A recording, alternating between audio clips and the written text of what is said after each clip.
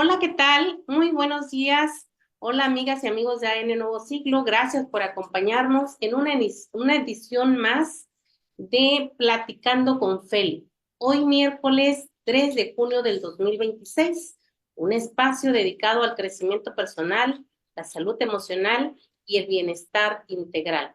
Damos las gracias al director de este programa por el espacio, al licenciado Guillermo Gutiérrez Arias.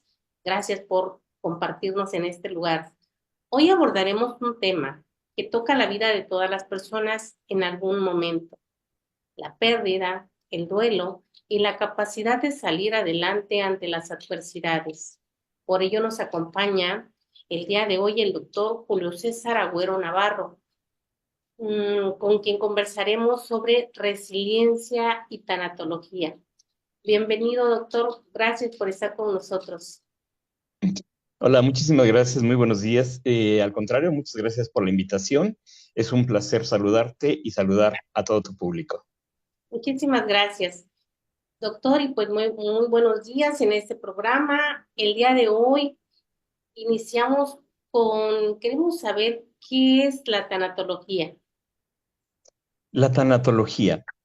Actualmente se habla mucho de tanatología, pero originalmente en el año de 1901 se pone la palabra tanatología, que viene del griego thanatos, que es el dios de la muerte. Primo hermano del dios del sueño, porque la muerte y el sueño más o menos se parecen en algunos aspectos. Pero inicia en 1901 como una rama de la medicina forense, en donde se estudiaba la descomposición cadavérica, dependiendo las circunstancias, el clima, dónde estaba el cadáver y cómo iba el proceso de descomposición. Ya a partir de los años 40, 50, la psicología toma el término de tanatología y Elizabeth Kubler-Ross, que es una de las pioneras, empieza a hablar sobre la muerte y el bien morir. Ella estaba muy preocupada porque mucha gente dentro de las guerras moría fuera de casa, lejos de la familia, sin nadie. Entonces ella empieza a ayudar a que la gente muera de la mejor manera. O sea, que esté rodeada de gente conocida, que se sienta amado, que pueda terminar o concluir ciertas cosas que haya, algunos aspectos en su vida para poder partir de manera en paz. Y de ahí se empieza a expandir a otras áreas y hoy se habla de tanatología sobre la pérdida de cualquier situación. Por ejemplo, la pérdida de la salud, obviamente la muerte de un ser querido, la muerte de una mascota que no siempre es reconocida, el dolor que causa la pérdida de la identidad, de la fe. Entonces, la tanatología hoy habla de todas las pérdidas en general, toda aquella pérdida que te causa un dolor. Bien, en base a ese tipo de pérdidas que nos ha comentado, doctor, em, ¿cuáles son las reacciones emocionales más comunes durante el duelo? Así es, mi querida Feli. Las reacciones de la gente son variadas. Hay gente que normalmente acostumbra no hablar del tema para no sentirse más lastimado de lo que ya está. Como que si borrando o no viendo, el dolor fuera menos. Pero esto se incrementa. Hay algo que se llama complot del silencio, donde las familias que han experimentado o están experimentando un dolor ante la muerte de un ser querido o ante la enfermedad, hablemos de enfermedades graves, no lo habla para no sentirme lastimado y también para no lastimar a la otra persona. Creo yo que si hablo yo con la otra persona, le voy a causar más dolor. Y esto no es así. El dolor se tiene que expulsar por medio de hablar, de llorar, de tener una buena reacción emocional ante el dolor. ¿A qué me refiero tener una buena reacción? A que no voy a lastimar a otra persona y no me voy a lastimar yo, pero sí voy a canalizar de forma adecuada el dolor que estoy padeciendo. En otras palabras, tengo que vomitar el dolor. Y una forma es hablando de eso. Hay gente que sí logra hablar de la situación y logra decir cómo se siente, porque es un gran tabú. No voy a decir que me siento vulnerable o que siento dolor o que me siento de tal forma, porque creo que yo debería, esta es mucha creencia, yo debería de ser el fuerte y no hablo. Pero no se trata de ser fuerte, se trata de apoyar en equipo, en familia, a enfrentar el dolor. Y siempre de la mejor manera es siendo acompañado ante el dolor. Claro.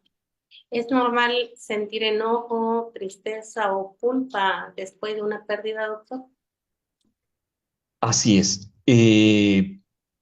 Son, digamos así, síntomas, y es un síntoma propio del duelo, que es enojo. Los especialistas le llaman la rabia. Cuando uno tiene un duelo, el duelo es dolor. Cuando uno tiene un duelo, empieza uno a estar muy enojado, y enojado con lo que se me ponga enfrente. Vamos a imaginar, en un caso donde muere un ser querido, yo me siento muy enojado a las circunstancias de la muerte. Por ejemplo, pueden ser los médicos, puede ser la enfermedad, quien lo provocó. Uh-huh. Este, me enojo con la persona que murió porque siento un abandono, siento que me abandonó, aunque mi parte consciente dice, la persona murió, pero mi parte inconsciente dice, te abandonó. Y hay mucho enojo. También me enojo conmigo mismo por lo que pude haber hecho y empieza a ver esta situación de, y si hubiera, y si hubiera, y si hubiera, o si hubiéramos, y hay enojo. Y los que creen en Dios empiezan también a enojarse con Dios. Pero si tú crees en Dios, creo que no hay ningún problema si estás enojado con Dios. Porque, de acuerdo a la teología, Dios es infinitamente sabio. Entonces entiende el dolor y sabe por lo que estás pasando. Y sabe que detrás de ese enojo hay miedo, miedo a la incertidumbre, miedo a qué va a pasar. Y entonces manifestamos de muchas maneras el enojo, pero detrás de eso hay miedo. Otro síntoma de los que bien mencionas es la culpa. Me siento culpable de todo, me siento culpable, pero como síntoma, hay veces que no tengo razón por el cual sentirme culpable, pero esa parte inconsciente que nos fue formada desde pequeños, porque la culpa no es natural, el miedo sí.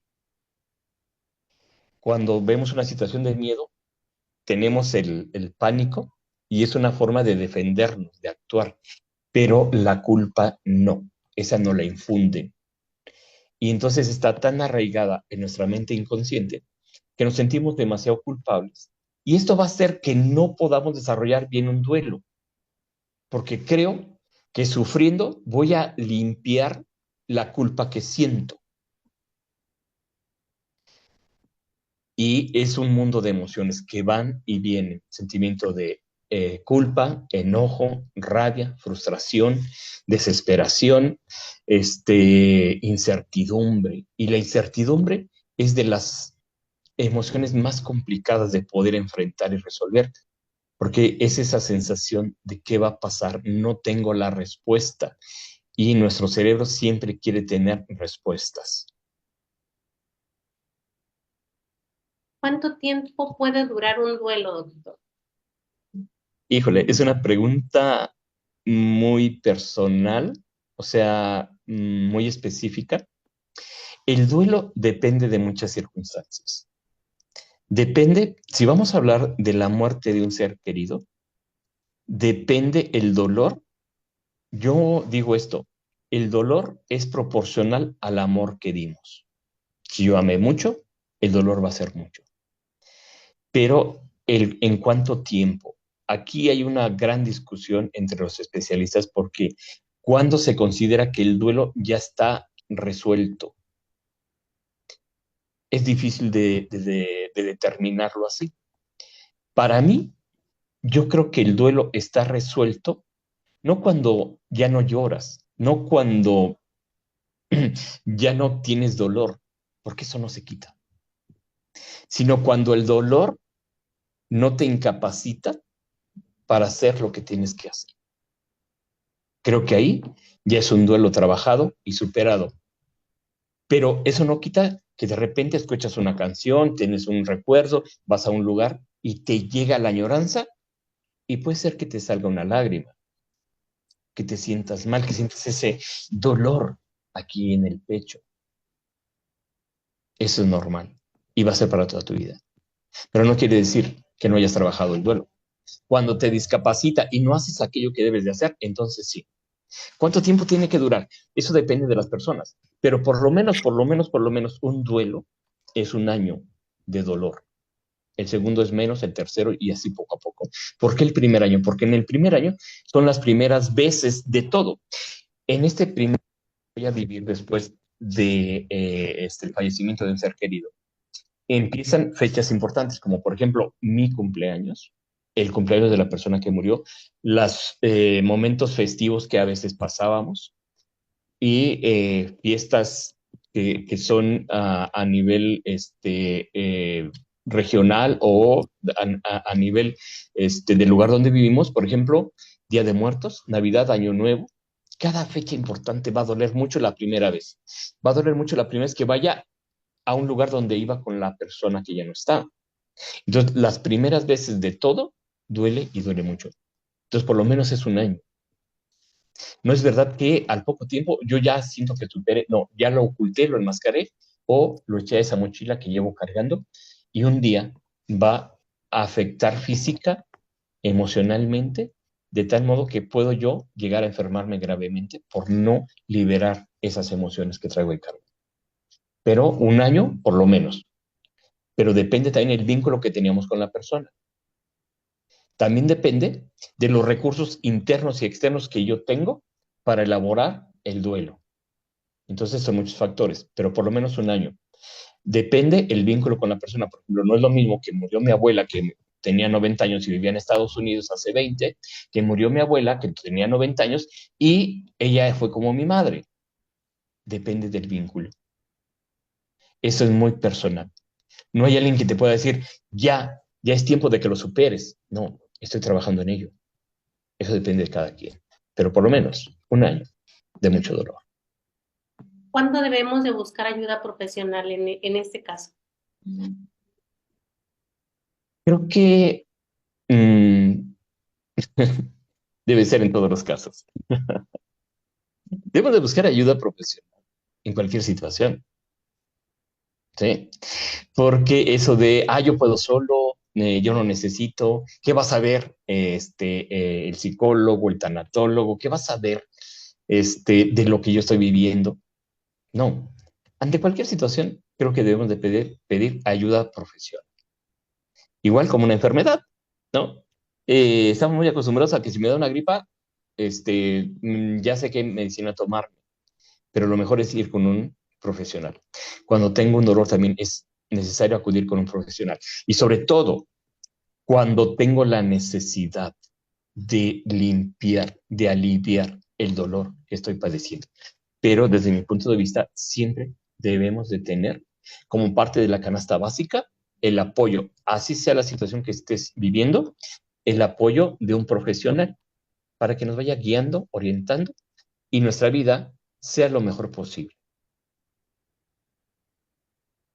Muy sabio. ¿Cómo podemos apoyar a un familiar o a un amigo que está atravesando por una pérdida? Eh, respetando, ¿sí? ¿Cómo podemos apoyar? Acompañando y dando permisos de que viva su duelo. ¿Por qué? Porque normalmente la gente que quiere acompañar, sobre todo en las familias o en amistades, hay cosas que quieren ayudar, pero realmente provocan más dolor. Por ejemplo, hay personas que tienen un gran dolor Y la misma familia dice, ya no llores. A ver, ¿por qué no? Es darle permiso. Decir, ok, ¿quieres llorar? Ven, mira, aquí tengo unos Kleenex y te presto mi hombro para que llores. Esa es una forma de, de poder apoyar, escuchando, no queriéndole resolver el dolor. Lo ayudamos oyéndolo. Escucha atentamente sin que se sienta juzgado. Ayúdale también con cosas que en el momento de mucho dolor no pueda. Causa discapacidad, o sea, no puedes estar tal vez al pendiente de las cosas que tienes que hacer. Por ejemplo, cuando hay hijos pequeños en casa, ayúdale con ellos, ayúdale haciendo quehaceres de casa. Eso es una gran ayuda. Con sus labores cotidianas que no puede hacer, ayúdale. Ujú. Búscale ayuda profesional, regálale un libro que sea de ayuda, que pueda entender el duelo. Instrúyete tú también. Si quieres apoyar, si tienes algún familiar, algún amigo, instrúyete en qué se basa el duelo, cómo es, cómo se va cursando y también si tú estás dentro de esta situación de duelo. Porque muchas veces, no, la persona principal es la que tiene el dolor, entonces yo me hago a un lado. No, también analiza cuál es el dolor que estás padeciendo para que puedas ayudar a la otra persona. ¿Cómo? Con empatía. Pero aquí hay un gran problema. Mucha gente habla de empatía, en las escuelas se habla de empatía. A mí, muchos maestros me hablaron de la empatía, pero creo que era un concepto equivocado. Siempre decían, la empatía y la gente que te escucha cotidianamente, también seguramente han escuchado esto. Dicen que la empatía es ponerse los zapatos del otro. Yo digo, a ver, espérame, ¿cómo me voy a poner los zapatos del otro? No voy a poder caminar en la forma que camina la persona. No voy a poder sentir como siente la persona, porque esa es otra cosa que te dicen. Es sentir lo que es otra persona. A ver, ¿cómo voy a sentir lo que la otra persona? Porque tiene su propia experiencia. Pero, ¿qué es realmente la empatía? La empatía es validar, únicamente es esto, validar la emoción de la otra persona. Eso es la empatía. Decirle, sí, valido lo que tienes. Aunque para mí parezca demasiado o muy poco, pero la empatía es validar lo que está sintiendo, lo que está padeciendo. Es que tengo ganas de llorar, adelante, llora. Tengo ganas de gritar, grita. Te presto una toalla, muérdela y grita. Te doy un cojín, golpea el cojín. Validar, eso ayuda demasiado, porque muchas veces no nos validan y nos escondemos, reprimimos esas emociones. Cierto. ¿Qué frases debemos evitar decirle a alguien que está viviendo un duelo? Frases como mm, cuando están viviendo el duelo, muchas veces dicen, no le llores, ya está en un mejor lugar. A ver, no le lloro porque yo crea que no está en un buen lugar, le lloro porque me duele su ausencia. Cosas que no tienes que decir. Es limitar a que exprese sus emociones. ¿Va a llorar? No le digas, ya no llores. Es que lo detienes, es que no lo dejas descansar en paz. Es que ya pasó mucho tiempo. Y le sigue llorando, sí, porque a pesar del tiempo que haya pasado, mi familiar sigue muerto.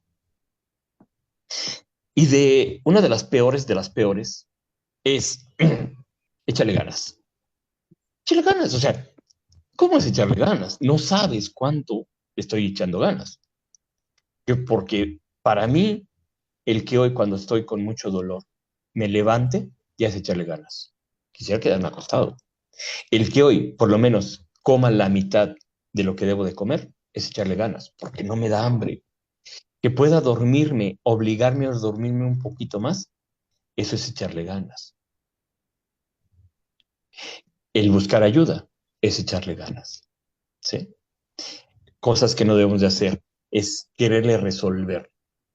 Tenemos que apoyar y sobre todo con eso, con la empatía, validando sus emociones. Cada duelo es único y merece ser respetado. Como se bien dice, no existe una forma correcta o incorrecta de lo que estoy sintiendo, sino aquí es apoyar, acompañar a esa persona. Efectivamente, mi querida Feli, debemos de acompañar. Acompañar es ir del brazo con la persona, no ir adelante, ni atrás, ni arriba, ni no, no, en un lado, acompañando, sosteniendo. Y una forma que ayuda mucho para sostener es el abrazo. Poder abrazar con sinceridad y respeto a la persona. Respetar si quiere hablar, respetar si no quiere hablar. Hay que ayudarle a que viva el proceso sin empujarlo, sin pretender que haga más de lo que necesita hacer. Entonces, esa es una forma de poder apoyar y ayudar a la persona. Sí. Doctor, la resiliencia como herramienta de vida. ¿Qué significa este concepto? Resiliencia. Todos hemos pasado por momentos difíciles, complicados de la vida, de alguna o de otra manera. Pero vamos, primero me gustaría hablar de lo que no es la resiliencia. La resiliencia no es quedarme callado y hacer como que nada pasó. Hacerme el fuerte. Muchas veces dice la gente, tengo que ser el fuerte porque soy el sostén de la familia. No, eres un mejor sostén cuando tú demuestras a los tuyos las emociones que estás viviendo y les das permiso de que ellos también expresen sus emociones. Resiliencia no es hacer como que nada pasó. No es sentirse que yo solo puedo con todo esto. Eso no es resiliencia. Resiliencia, ¿qué es? La palabra viene del latín. Re es un sufijo que significa volver a, ¿sí? Y el verbo salire es saltar, significa saltar hacia atrás. Eso es originalmente lo que es la palabra resiliencia. En el siglo XIX lo toman ya dentro de la física como el término resiliencia, que significa esto. Es la capacidad que tiene un objeto de recibir una fuerza externa y volver a su forma original. Por ejemplo, esta pelota. Yo voy a ejercer una fuerza, pierde su forma y regresa. La física estudia qué fuerza apliqué, cuánta fuerza, cuánto tiempo tarda en perder su forma original y cuánto tiempo en regresar a su forma original. Eso es la física. La capacidad de absorción también. Pero a partir de la década de los 70, la psiquiatría y la neurología toman el término ya de la parte humana y se habla de resiliencia, que no significa saltar hacia atrás. Dentro de la psicología, la psiquiatría, en estos campos, la resiliencia es la capacidad de enfrentar la adversidad, salir bien librado de ella y tener ganancia. Eso es lo importante. ¿Qué aprendí de esto que estoy viviendo? Esa es la resiliencia. Ser resiliente es buscar el por qué y para qué me está pasando esto. Muchas veces dicen, no te preguntes por qué, te pregúntate para qué te está pasando esto, qué aprendizaje tienes. Pero también hay otra parte. ¿Por qué me pasó a mí? Y yo digo, ¿y por qué no? O sea, ¿qué tienes tú de especial para que no te pase? Perdóname, esto que te está pasando. Todos somos muy vulnerables y en la vida nos puede pasar infinidad de cosas. En primer lugar, es aceptar lo que tenemos enfrente, ese dolor, uh-huh, y después, con tiempo, con meditación, con trabajo, con reflexión, buscar el para qué me pasó esto, qué aprendí. Y ese es parte del clímax de la resiliencia, tener una ganancia ante todo lo malo que me ha pasado. Doctor, nos gustaría que nos compartiera cuáles son esas características de una persona resiliente. Una persona resiliente. Me gustaría plantear 4 pilares de la resiliencia que tenemos que hacer. Tenemos que, como primer paso, antes de los pilares, tener autoconocimiento, conocerme qué capacidades tengo para enfrentar y resolver una situación. Uh-huh. ¿Qué tengo de forma interna y de forma externa? Mis capacidades intelectuales, mis capacidades cognitivas, pero también mi entorno. Es autoconocimiento. Bajo este principio, el primer pilar que tenemos que fundamentar para llegar a la resiliencia es la aceptación y la realidad. ¿Qué significa? Voy a aceptar como una realidad lo que me está pasando. Es una realidad que tu ser querido le pasó lo que le pasó. Aceptarlo, no negarlo. Aunque es un síntoma del duelo, la negación. Pero trabajar en aceptar que es una terrible y dolorosa verdad. En primer lugar, eso es eso. Darnos cuenta que sí está pasando para poder procesarlo. ¿Sí? Segundo, autonomía y flexibilidad mental. Quiere decir que nuestra mente tenemos que adaptarla, buscar recursos internos y externos para ir resolviendo esto. No apegarme a un, es que no es posible que me esté pasando. Sí, claro que es posible.